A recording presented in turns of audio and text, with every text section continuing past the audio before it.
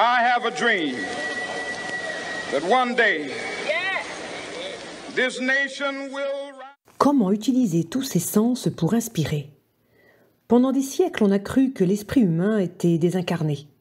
Puis, on s'est rendu compte que le cerveau lui était nécessaire. On découvre aujourd'hui que ce cerveau entretient des liens si intimes avec le corps que l'on ne peut les considérer comme deux choses distinctes.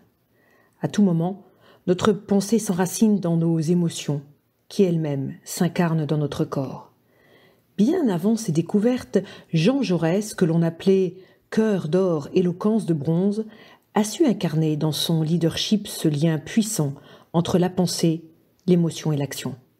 Orateur charismatique, logique et lyrique, la voix n'est pour lui que l'expression d'une cohérence intime entre la parole et l'acte.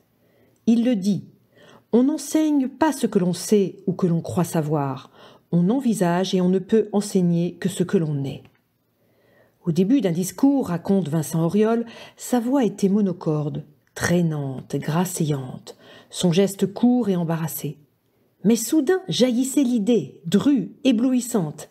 Sa pensée s'élevait et élevait son auditoire avec lui. Sa voix devenait tour à tour cuivre, vibrant, tonnant, emplissant les plus vastes édifices, ou se faisait caressante. Le geste accompagnait la période.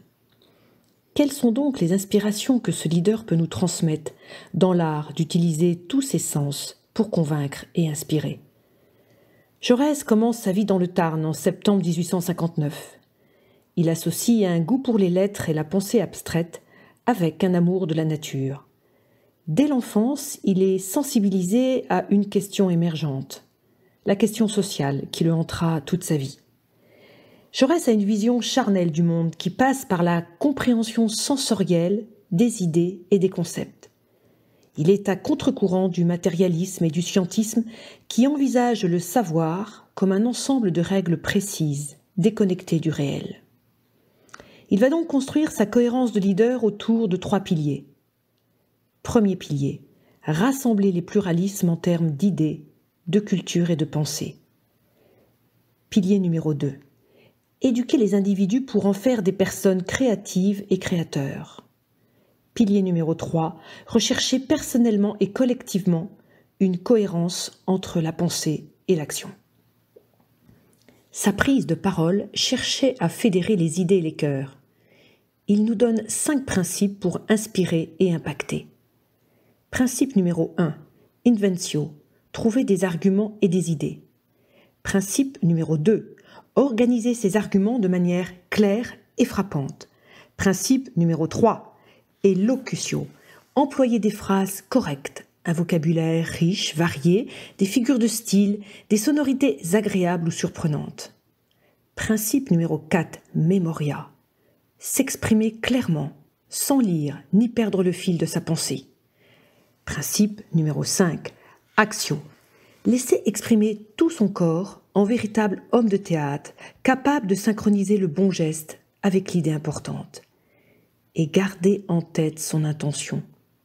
Pour lui, elle peut se résumer ainsi. Le courage, c'est de chercher la vérité et de la dire. Chercher la vérité et la dire. Ah, on est loin du buzz et du bruit ambiant, d'une parole qui chasse l'autre avant même d'avoir été vérifiée. On est loin des mots qui veulent convaincre ou séduire à tout prix. On est loin de la parole de l'expert, entre guillemets, ou du commentateur qui analyse toujours brillamment, mais s'engage rarement.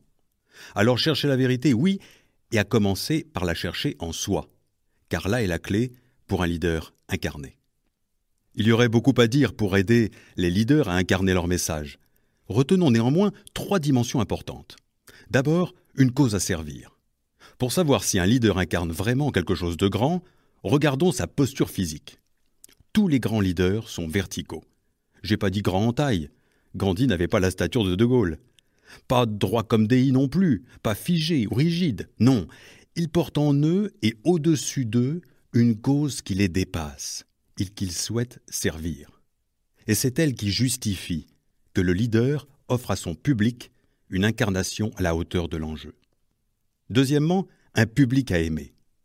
Le leader s'adresse à un public, qu'il soit en comité de direction ou devant un parterre, peu importe.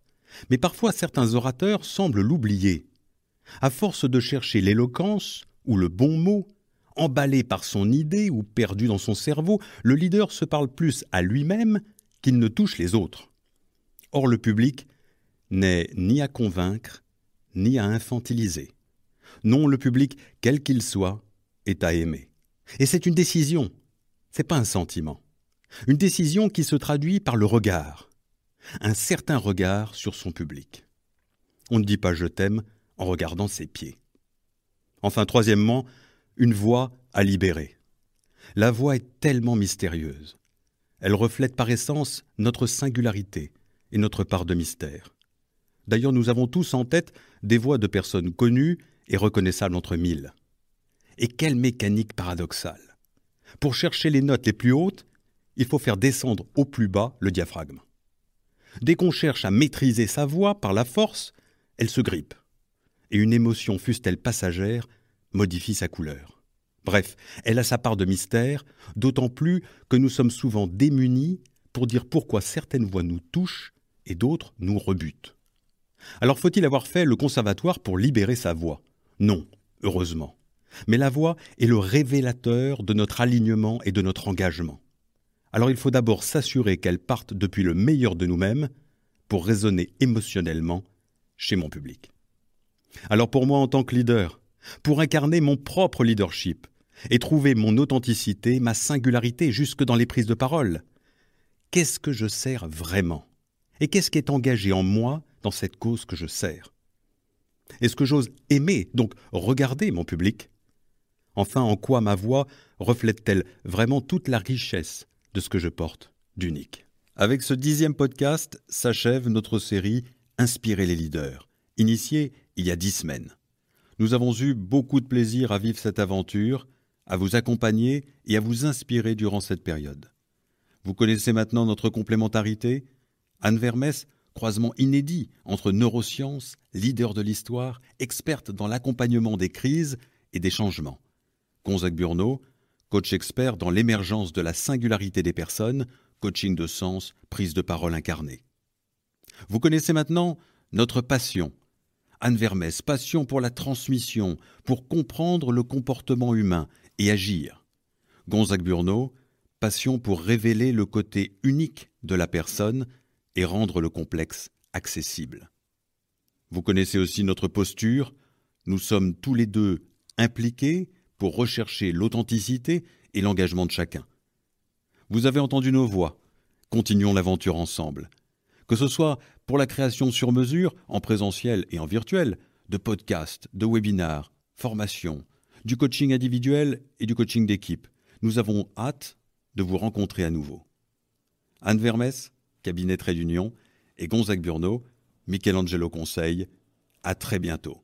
I have a dream that one day this nation will